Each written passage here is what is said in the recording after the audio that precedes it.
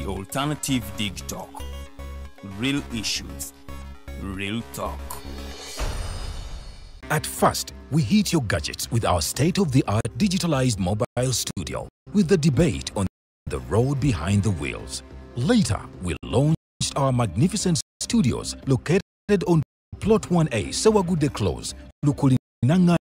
Machindye, Kampala, where we bring to you our must-watch shows like The Mighty Drive, Monday to Friday, 8 a.m., Hotline, Mondays, 7 p.m. As for legal matters, Twins at Bar, Tuesdays, 11 a.m., Wednesdays, 6 p.m. is Afro-Caribbean Link, where we connect Africa with the Caribbean. Voltage on Thursdays, 7 p.m., featuring a youthful panel. Interface with Dr. Kiza Besije every Friday, 12 p.m. with his call to action against injustices. Snap Talk, Saturdays, 6 p.m. with the trio. A must watch, The Political Dice, Sundays, 8 p.m. with the duo that never stammers, and so much more. Watch us live on all our social media platforms. We are The Alternative Digitalk. Real issues, real talk.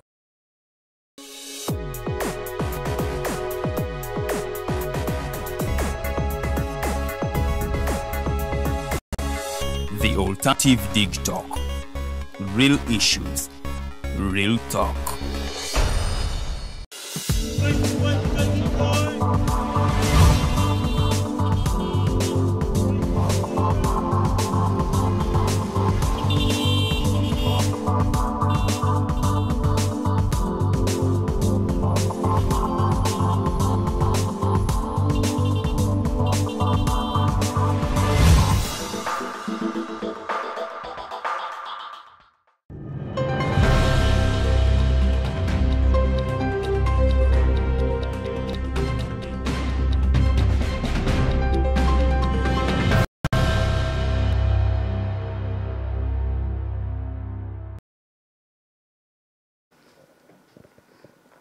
Amacha amalungi abatukereddeko ku mpewo zaffe za The Alternative Digital kufaluira bikoberege manya gange ngenda kubanga ate mbayisaayisamuko obanga buulira amawulire agabaddewo olunaku lw'eggulo awo nno twolekere show yaffe mu bujjuvu ngenda kubanga ate olunaku lwaleero programu yange ngituulamu n'omukulu Habibu Buwembo okuva wali eri mu kibiina kya National Unity Platform ono nno ng'abadde atunka n'omukyala Speaker wa Parliament Anita Anet Among mu kooti naye ng'ate munnaye kooti yavuddeyo n'egobaawo omusango guno era nga gwaloopwa omukyala Speaker wa Parliament nti omukulu ono ya spreading a malicious information about her era nga mbunno ng'agamba nti omukyala ono yabba amabaati gaba Kalamoja. Omusango guno gwagobwa era nga omukulu ono agamba nti kati ayagala Speaker wa Parliament amuliyirire ssente ezamaze ng'ate ali mu kooti okumalira ddala omwaka mulamba ng'ate agenda mu kooti okulaba nti ate yeewozaako nti banaye kye nayogera teyali malicious information wabula nayogera ebintu ebyali ebituufu kusinziira ku ye nga bwe yali abiraba. Mbaaniriza olunaku lwakubiri ennaku z'omwezi ziri 17 tuli mu mwezi gwa September ate omwaka tuli mu 2024 ngenda kubanga ate ntambulirawo okubanga ate mbayisaayisamuko mu mawulire agabaddewo olunaku lw'eggulo awo no show yaffe eryoka etandike mu bujjuvu. Kinajjukira nti aba FDC ekiwayi ky'e Katonga munnaye gye buvuddeko ndowooza wiiki singa 2 ku 3 baavaayo ne bagenda ne bawandiikira Electoral Commission banono nga bagenda okureservinga erinnya ery'okugamba nti kati twagala kukola political party era nga political party yaffe eno twagala tugiyite People Front for Freedom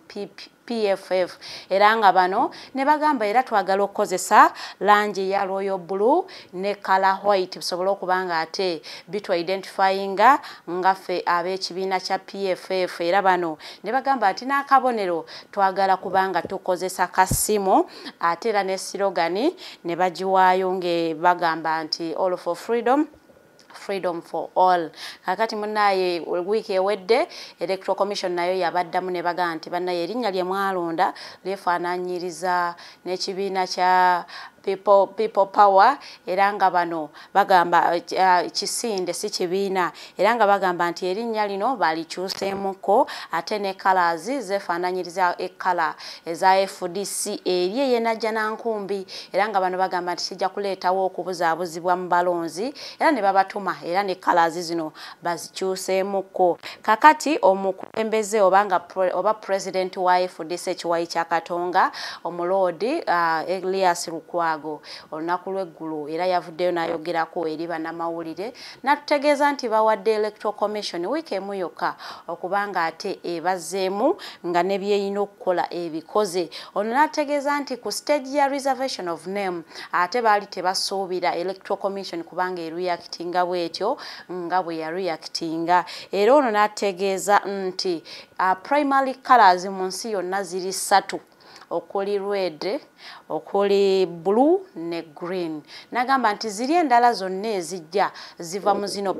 primary colors omuntu zaba asinziddeko n'alonda so ye kwe kubuuza ku blue yaabwe gye baalonda ya royal blue ne blue ya FDC gye tumanyi tewali njawulo onagamba nti tebayina kulowooza kwonna nti oba bayinza okukyusa mu kalazi zaabwe era ono n'ategeezaako nti era bo balindiridde wiiki emu gye bawadde Electoral Commission okubanga ate ekola ebintu mu mateeka era n'ategeeza nti ekyo Electoral Commission kye yakoze tekiri mu mateeka era ng'onaagamba nti omuntu bw'aba azze for reservation of name ne mumuma ne forms okubanga atandika okubanga processing okuwandiisa ekibiina kye nagamba ekyo Electoral Commission kyeri mukola tekiri mu mateeka naye ng'era twalabako omukulu SG w'ekibiina kya National Unity Platform omukulu David Lewis Lubongoya nga naye agamba nti ekibiina kino kye baagala okutandikawo kifaananira ddala ne sirogani yaabwe ya people power era ng'onagamba nti ate era people power bagiwandiisa mu Electoral Commission era ng'onagamba nti ekyo kiba tekikkirizibwa mu mateeka awo nno omuntu gwe yeebuuliza bandibanga be bacomplaininga nti ebintu erinnya lino lyagala okufaanana n'eryewaabwe so nno ekyo munnange nkuwadde kalowoozo sobola okuba nga ate naawe weerowoolezaamu mu ngeri bw'etyo so nno tujja kuba nga tulindirira okulaba isi kyeneebezeemu yadde nga omukulu wa isi Julius Muchunguzi ono spokesperson wa Electoral Commission era yazzeemuko n'ayogerako eri abantu n'abanukula aba FDC Kiwayi Kyekatonga n'agamba nti bo kye bakola olw'ensonga nti mwabawandiikira era nabo balina okubaddamu mu buwandiike nga babalambikira butya bwe muyinza okuba nga ate mutambuza registration ya political party yammwe empya nga temufunye kutattaganyizibwa kulala kwonna so n'agamba nti omuntu bwakugamba nti kala gy'okozesezza munaye eyinza okuleetawo okubuzaabuza mu balonzi tokitwala nga an offense wabula okyusaamuko osobola oli awo endala kati omuntu we yeebuuliza aba NUP we balonda red nga ne UPC ya red nga tewaabeerawo okukola ki complaininga so nno awo ngenda kuba nga nvaayoko tusobole okuba nga tugenda kugulira eddala ngenda kuba nga era nsibira ku kibiina kya NUP wiiki ewedde omukulembeze w'eggwanga His Excellency Yoweri Kaguta Museveni yavaayo n'ayogerako eri abantu n'ategeeza nti abadde nga takyogirako naye nga NUP yabba obululu bwe it directions mu zino mu kuno okulonda kwetufulumye okwa 2021 omukulu ono yategeeza nti babba obululu bwa 1 million naye munnange ate ebintu bino ebyagudde mu matu g'abakulu b'ekibiina kya NUP nabo bavuddeyo ne bamwanukula era omukulu President wa NUP Robert Kyagulanyi Ssentamu yavuddeyo n'amugamba I challenge you to an international audit basobole okubanga baleeta international body eddemu ebale obululu obwo auditinge erabe ani yabba ani atabba onategeeza nti bwe banaazuula nga bo be babba obululu bakkirizibwa amateeka gabakoleko nga bwe kiragirwa ate bwe kizuulibwa nti His Excellency the President of Uganda Yoweri Kaguta Museveni ye ya rigging votes mu kalulu ketufulumya aka 2021 bano bagamba nti bamuchallenging bwe kizuulibwa nti yabba obululu a stepping down entebe agiwe nnyiniyo omutuufu naye era ng'ebintu bino babiteese mu bbaluwa gye bawandiise nga ba addressinga His Excellency Yoweri Kaguta Museveni era nga bamugamba nti allegations ze nga bw'azogera ziteeke mu buwandiike awo no batandika okuttunka naye mu kkooti nga bwe yabasoomooza n'abagamba nti if you feel attack mulowooza nti President Museveni abawaayidde you can go to court kubanga ye ayina evidence eraga nti ate munnange aba NUP babba obululu mu 2021 naye nga bano bayogeddeko ne bamubuuza bw'abanga akikakasa nti aba NUP babba obululu lwaki byabakama ono nga ekyamani wa Electoral Commission akyaliwo ate nga yaddamu n'alondebwa nti ekyo nno kyali badde kiraga incompetence ya chairman wa kakiiko k'ebyokulonda era ng'ekyo kyali badde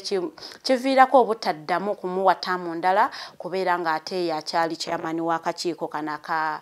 Electoral Commission naye n'agamba nti bw'abanga yasobola okuddamu n'alonda byabakama nga chairperson wa Electoral Commission kitegeeza nti ebyo byonna byayogera bya bulimba so nno yamuaddressinze mu bbaluwa eyabadde dated olunaku lw'eggulo ennaku z'omwezi za 16 era n'amuchallenge n'amugamba ebigambo byo nsaba obiteeke mu buwandiike awo no tuttunke mu kkooti tulabe ani anaasinga era n'agamba nti gwe nze nkuchallenginga okubanga okkirize international audit ebitongole ebiva e Bulaaya ebitali bya wano bisobola okubanga ate bisobola okuddamu ne byekennenya akalulu ka 2021 tusobola okulaba ani yabba akalulu ani atakabba bwe kizuulibwa nti gwe wakabba you have to step down bwe kizuulibwa nti twakabba tukkiriza amateeka gatupanishinge nga bwe kirina okubeera so nno bye bigenda mu maaso mu kibiina kya National Unity Platform n'omukulu Gyewolo Ssennyonyi yayogeddeko eri abantu naye ono nga yasinzidde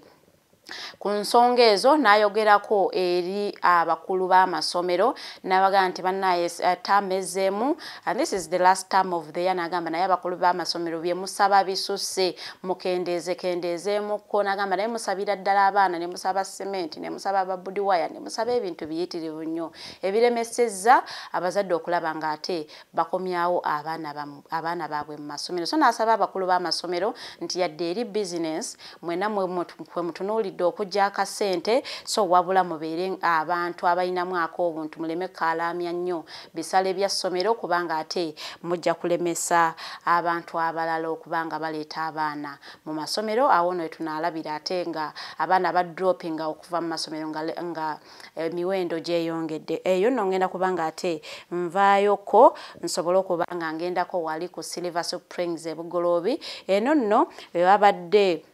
olusiisira lw'abalamuzi bwe babaddemu nga bano batunuulira ensonga okuli eya bail ate n'ensonga nga batunuulira ensonga y'emisango gya naggomolo oba gye tuyita capital offences bano nno batudde mu lusirika luno kubanga baddamu okubangulwa buto era nga batunuulira n'emitendera butya omuntu gy'alina okubanga abeera substantial surety okubanga yeeyimirira omuntu gwe baba basibye kinajjukirwa nti waliwo omukulu gwe basiba olw'okuba nti omuntu gwe yeeyimirira yagaana okulabikako mu kkooti emirundi egiwera kaakati ne banoonya surety oba oyo yali yamweyimiridde okulaba ng'ate oli avaayo nono ne bamusibira ddala emyezi 6 kubanga omukulu yatutegeezezzaako omukulu Faizo Muliira yategeezezzaako nti gwe obanga obadde surety obanga weeyimiridde omuntu yenna mu kkooti n'atasobola kukomawo olunaku kkooti lwe yamuwa munnange wenge bakukwata bakusiba emyezi 6 oba n'osasula ezo ssente eziba zaakuteekebwako nga bawa omuntu oyo bail omanyi ssente zino bazituwa ne bagamba basurities 20 million nani cash ekyo no kitegeeza nti omuntu gwe weeyimiridde bw'ali bulawo oba n'afuluma eggwanga n'abeera nga takya reportinga mu kkooti ng'ate omusango gwe tegunnaggwa kakati gwe wamweyimirira oba ogenda kusasula obukadde obwo 2 oba okugenda mu nkomyo okumala emyezi 6 so nno munnange mmwe abagenda okweyimirira abantu mubeere nti mwekuumira mu kumanya ku buvunaanyizibwa bwo nga surety kiki olina okukola okulaba nti ate omuntu gwe weeyimiridde mu kooti asobola okuddayo na reportinga mu kooti every when lwe baba muyise paka ng'ate omusango ogwo guwedde. Nga tukyali ku nsonga y'ab'ekiteezi, njagala okugigobereramu kaakatono olunaku lwa Monday oba olunaku lw'eggulu ennaku z'omwezi abadde 16 abaana ba reportinze back for third term. Era bwe twatuuseeko wali ku kiteezi Church of Uganda Primary School, abaana babadde bakomyewo, naye kinajjukirwa nti abantu bano ab'enjiga y'ekiteezi gye baakosa bakampinga ku kiteezi Primary School. Kakati kino kitegeeza nti okusoma kw'abaana bano abadde basomera ku kiteezi Primary School kwanditataaganyizibwamu kaakatono olw'ensonga nti ate abantu abaakosebwa bakampinze mu kisaawe. Kitegeeza nti kati ebintu nga okuli physical exercises abaana tebakyabikola n'ebintu ebirala kubanga eyo abantu bakampinzeeyo. Mpozi n'ekirala headmistress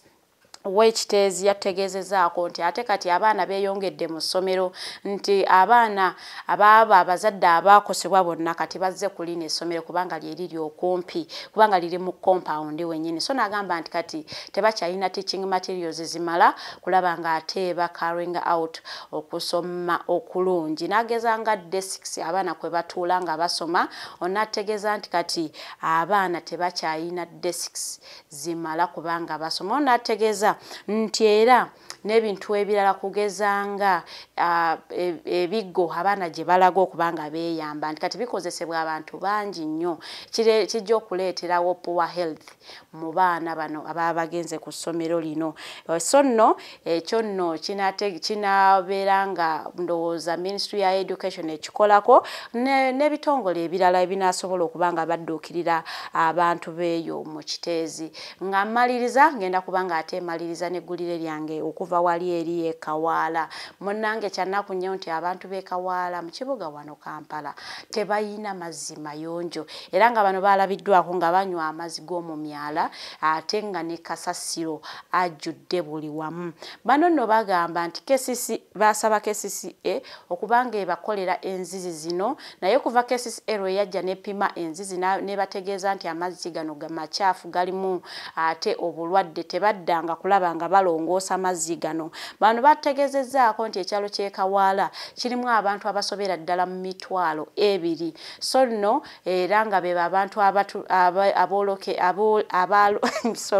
aboolekedde okubanga balwala obulwadde obuva mu kukozesa amazzi amacaafu. Bano bagamba nti ng'ogyeko amazzi amacaafu balina n'ekizibu kya kasasiro ali everywhere mu bitundu byabwe ate n'okosa n'amakubo amabi. Bano bategeezezzaako nti ne bw'ogenda ku Kawaala Health Center osobola okusanga ng'abantu bayitirivu nnyo nga buli omu ali mu birwadde ebitali bimu olw'ensonga nti bakozesa amazzi amacaafu ate nga n'abaana kati tebasobola kugenda ku ssomero olw'ensonga nti buli mwana akeera kugenda kusimba layini kubanga ate afuna amazzi gasobola okutwala ewaka. So nno munnange bano ne bakubira KCCA omulanga okubanga ate egenda okubayambako okubanga ebatuusaako clean water oba amazzi amayonjo. Ngenda kubanga ate mpumulamuko katono nnyo bwe nkomawo ngenda kuba negatiddwako mugenyi wange olunaku lwa leero Mr. Buwembo Habibe. Very good morning.